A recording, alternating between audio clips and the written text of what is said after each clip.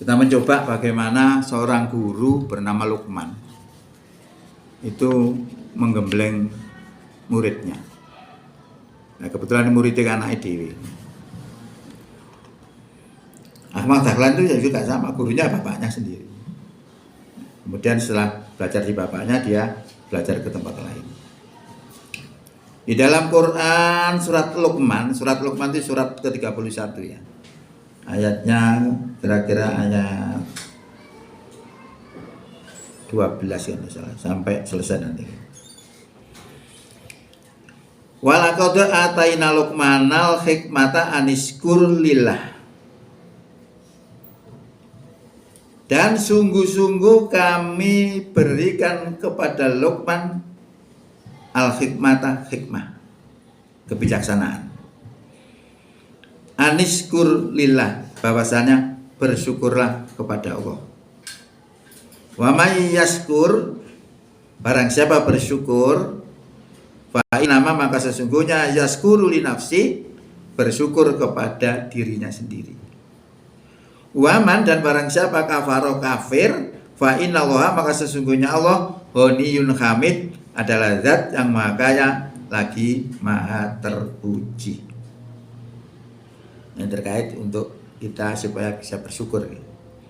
Nah, sekarang kita lihat bagaimana seorang guru namanya Luqman ini mendidik anaknya. Wa id qala Luqmanu li ibnihi, dan ingatlah tatkala Luqman berkata kepada anaknya. Apa katanya? Wa huwa ya'iduhu, dan Luqman sedang memberikan pelajaran kepada anaknya. Ya bunayya, hei anakku, la tusyrik billah, jangan kamu mempersekutukan Allah. Berarti ini mendidik tauhid, tidak boleh menyekutukan Allah. Inna syirka, sesungguhnya mensekutukan Allah itu la dzulmun azim, sungguh kesesatan yang besar. Nah, ini pelajaran tauhidnya ditanamkan ini. Nah, ini tauhid itu lawannya apa? Syirik ya. Kalau syirik dalam Quran itu disebutkan begini. Orang melakukan kesyirikan tidak akan diampuni dosanya. Innallaha, sesungguhnya Allah, la yaghfiru ayyushraka bihi, sesungguhnya Allah tidak akan mengampuni dosa syirik. Wa yaghfiru ma duna dzalika liman yasha, dan Allah mengampuni dosa selain syirik. Ya. Dzalika liman yasha, demikian bagi siapa yang Allah kehendaki. Jadi Allah mengampuni dosa selain syirik bagi siapa yang Allah kehendaki. Wa may yusyrik billah, barang siapa mensekutukan Allah, faqadif taro isman azima, sungguh telah mengada-adakan dosa yang besar. Syirik itu dosa besar. Mana orang-orang kadang nggak bisa syirik itu apa sih? Macam-macam. Syirik itu, nah syirik akbar gampang. Pokoknya nyembah selain Allah ya sudah syirik besar. Tapi syirik-syirik yang lain, meriah aja termasuk syirik. Ya, kita mempercayai ini termasuk bid'ah, bukan tahayul, bid'ah bukan khurafat. Itu jenis-jenis kesyirikan. Maka kalau di Muhammadiyah itu jargonnya itu tadi, memberantas penyakit TBC, tahayul, bid'ah dan khurafat. Bid'ah itu adalah mengada-adakan satu peribadatan yang sudah Allah dan Rasulnya tentukan. Misalnya kalau salat maghrib itu kurang 3 rakaat, wis dirubah jadi loro ae soalnya maghrib pegel. Itu tidak boleh. Itu masuk bid'ah itu. Nah, kalau tahajud dan khurafat itu termasuk jenis-jenis syirik, lawannya tauhid. Bisa juga macam-macam. Oh, ketiban cecok maknanya begini. Itu jenis-jenis khurafat, tahajud dan khurafat. Nah, makanya di sini Allah sudah tegaskan nek syirik itu gak akan diampuni kecuali tobat sebelum mati. Contohnya siapa? Umar bin Khattab. Umar bin Khattab itu wong dosane gede, lho kok iso gede? Soal syirik. Nah, ketika dia berubah, bertobat, hilang sudah. Dosane hilang. Lah kalau orang itu mau bertobat, maka kesalahan-kesalahannya itu akan diganti oleh Allah dengan kebaikan. Barang siapa bertobat dan beriman dan beramal dengan amal yang soleh, lalu maka Allah akan mengganti kesalahannya tadi, kejelekan tadi dengan kebaikan. Ada di dalam Quran surat Furqan ayat 70. Logika ilmiahnya, misalnya kalau tempe itu rasanya kecut, punjul apa? Sepet. Terme yang rasanya seperti itu kemudian kita bacem dengan gula. Maka asam dan kecutnya tadi, sepetnya tadi akan hilang, rasanya akan berubah menjadi apa? Manis. Dosa ya begitu. Dosa kayak apa kemudian kalau bacem dengan kebaikan-kebaikan, dengan amal soleh, hilang. Yang tampak adalah amal solehnya. Jadi Allah itu termasuk maha penyayang, itu begitu juga. Memberikan ancaman juga memberikan solusinya. Tidak sekedar mengancam tapi kemudian tidak ada solusinya. Kalau orang-orang munafik itu ancamannya berat sekali. Orang munafik itu akan diletakkan di dalam neraka paling bawah. Innal munafiqina fid darkil asfali minan nar. Walan tajidalahum nasiro. Ilal ladzina tabu wa aslahu wa tasamu wa akhlasu dinahum lillah. Kecuali orang yang tobat terus mengadakan perbaikan, terus berpegang teguh kepada agama Allah, tulus ikhlas dalam menjalankan agama karena Allah, maka mereka akan bersama dengan orang yang beriman. Ini kasih sayang Allah.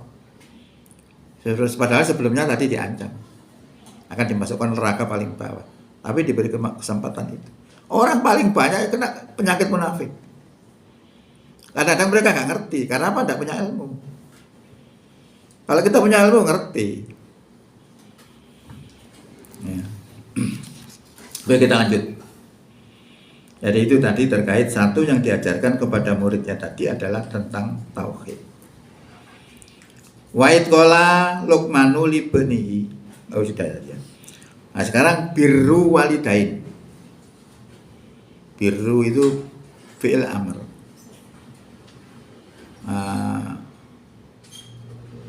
Baik ya, berbuat baik kepada kedua orang tua.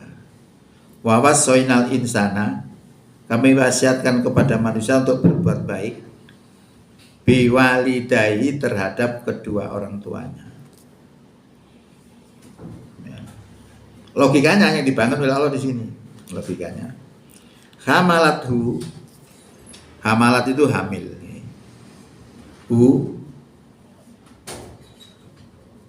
Nya berarti ya. Mengandungnya siapa? Umuhu, ibunya mengandungnya. Wahnan ala wahnin, lemah bertambah lemah. Saulan cek gak apa-apa, terus sampai 10 bulan, 9 bulan 10 hari bisa. Iku mulai tambah lemah. Muncul muntah-muntahnya cek nom. Nah gini-gini sering saya ajarkan kepada mahasiswa saya. Mahasiswa itu kan ada bidan-bidan ini. Bidan ya juga perawat itu. Karena saya ngajar di Dian Suwata itu 16 tahun. Saya minta keluar itu tahun barusan aja. Tahun 2000 berapa ya. Waktu corona. Soalnya kenapa Pak Metu? Karena apa? Karena dikon ngajar model daring. Lah aku gak iso. Karena belajar asar-asen. Punjule darane murah asar-asen. Darane murah pol. 16 tahun enggak pernah naik. Luar biasa. Nanti bangun kayaknya pernah materi ceramah-ceramah kok. Itu alasan saya keluar. Tadi bukan karena apa-apa. Dan saya di dalam jadi dosen itu juga bisa menghasilkan uang selain hasilnya dosen. Dosen itu apa sih? Mau ngake duit Apa jenenge? Ngomong sak dus duwe sak sen. Aku ngomong duwe gak ono.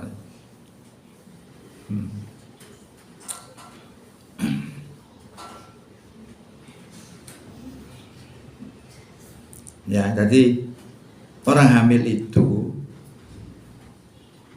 dari hari kepada hari yang lain semakin berat. Lah itu prosesnya kalau dalam sebuah hadis terjadinya kehamilan itu kan sebuah pembuahan. Pembuahan itu bercampurnya sperma dengan sel telur. Sel telur wanita. Itu sudah umum kita pahami.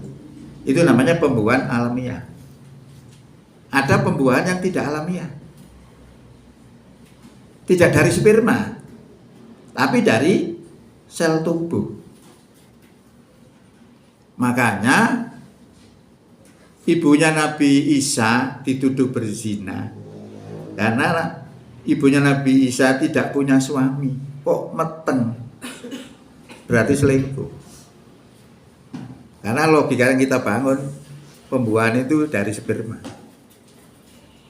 Ada pembuahan tidak dari sperma, dari sel tubuh. Baik orang itu sudah mati ataupun masih hidup. Sel tubuh ini diambil lalu disenyawakan dengan sel telur menjadi sebuah pembuahan. Sama. Lalu ditransfer ke dalam vagina. Berkembang menjadi janin. Janinnya ini wujudnya persis dengan yang memiliki sel tubuh tadi.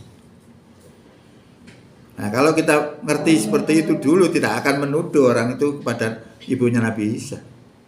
Karena pembuahan itu bermacam-macam. Bahkan mungkin nggak pakai apa-apa, seperti kambing kacangan itu ya. Kambing kacangan nggak ada lanangan yang bisa meteng. Peper-peper nawit meteng. Itu kambing kacangan. Ya itu setelah sperma ke dalam vagina itu selama 40 hari. Berubah menjadi alaqah. Alaqah itu segumpal darah ya. Sak kepelan itu. Nah, alaqah ini mengendap lagi 40 hari. Menjadi mudghah. Nah, berarti sudah ada 3 sperma tadi 40 hari, kemudian alaqah 40 hari, mudghah 40 hari. Berarti 3 kali 40 hari 120 hari. Berarti 4 bulan. Kalau sudah 4 bulan ini Allah tiupkan roh di situ. Makanya ketika orang itu hamil, mulai jejak utangnya ibu itu umur 4 bulan itu mulai. Karena sudah ada rohnya. Nah, itu sudah mulai menderita terus sampai lahir. Mau melahirkan juga sakitnya luar biasa. Kadang-kadang ibunya meninggal, kadang-kadang anaknya juga meninggal. Abot. Barang wis lahir duwe kewajiban nyusoni. Makanya disebutkan wa fisoluhu fi amaini. Menyusukan 2 tahun. Loh, Quran ngomong masalah kedokteran. Hebat Quran itu. Ya. Jadi ceritanya kejadian manusia itu seperti itu, kemudian setelah lahir menyusuinya selama 2 tahun. Nah, menurut WHO, orang yang ahli badan sama ahli dalam kesehatan itu, penyusuan dalam 2 tahun itu sempurna. Islam mengajarkan 2 tahun. Nah, nek durung 2 tahun ya apa disape. Boleh. Asal ada persetujuan antara keduanya, bapak dan ibu. Maka kata Allah, anis kurli, bahwasannya bersyukurlah kamu kepadaku, wali daika, dan berterima kasihlah kamu kepada kedua orang tuamu. Ilallah ilayyal masir, dan kepadakulah masir tempat kamu kembali. Nah, ini yang diajarkan oleh Luqman kepada muridnya. Disuruh berbakti kepada orang tuanya, logikanya seperti itu. Orang hari ngelahir yo gak tau iso turu, nangis ngoyo titik keple nangis. Gak tau turu tuanya. Makanya pantas kalau anak itu berbuat baik kepada orang tua itu pantas. Oke, itu tadi kebaikan anak kepada orang tua. Wa in jahadaka, dan jika keduanya memaksa kamu ala antusrika bi, untuk mensekutukan aku, malaisa laka bihi, yang tidak ada bagimu itu ilmun, suatu ilmu untuk mensekutukan itu, fala tuti huma, maka jangan kamu ikuti keduanya. Nah ini kecuali seperti itu. Kalau perintah-perintah orang tua itu mau mengarah kepada pertentangan dengan ajaran Islam, tidak boleh dituruti. Ya itu contohnya kan seperti Nabi Ibrahim ya. Nabi Ibrahim itu bapaknya kafir, tapi dia jadi nabi. Loh gak mesti, kafir itu anak nabi. Lah bapak itu merintah untuk menjual patung, padahal patung itu dilarang untuk diperjualbelikan. Nah kok terulang yo konten iki napa, Pak? Yo gak oleh aja nih. Wong salat wajib, wong gak salat yo akeh kok. Ya. Nah itu akhirnya apa diplomasinya Ibrahim? Akhirnya supaya tidak menyalahi untuk berbuat baik kepada orang tuanya, diterima patung itu, tapi oleh Ibrahim tidak dijual. Nah, ini namanya kebijaksanaan. Jadi kedua-duanya terpenuhi. Berarti untuk berbuat baik kepada orang tuanya tadi diterima, tapi tidak dijual. Kalau dijual dia melanggar aturan Islam, aturan agama. Nah itu contohnya ini bisa kita terapkan, misalnya wa in jahadaka antusyrika bi, dan jika keduanya memaksa kamu untuk berbuat syirik kepadaku, kata Allah, yang kamu tidak memiliki ilmu tentang itu, fala tutihuma, maka jangan kamu ikuti keduanya. Wasohibuhuma, dan pergaulilah keduanya itu fidunya, di dunia ini, ma'rufan, dengan baik. Wangel ini ya. Ya nek wong tuane iman gampang, nek wong tuane kafir. Wangel. Mesti perintahnya mesti menyalahi, itu pasti.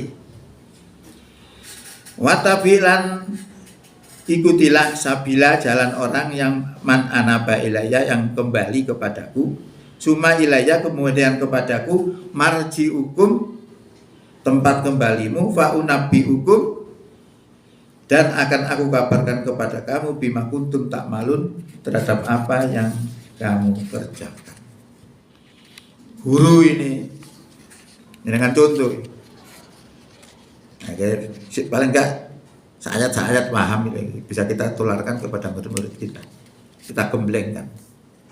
Misalnya menjaga jangan syirik. Misalnya mengajari anak-anak supaya bakti kepada orang tua. Dikasih logika ini.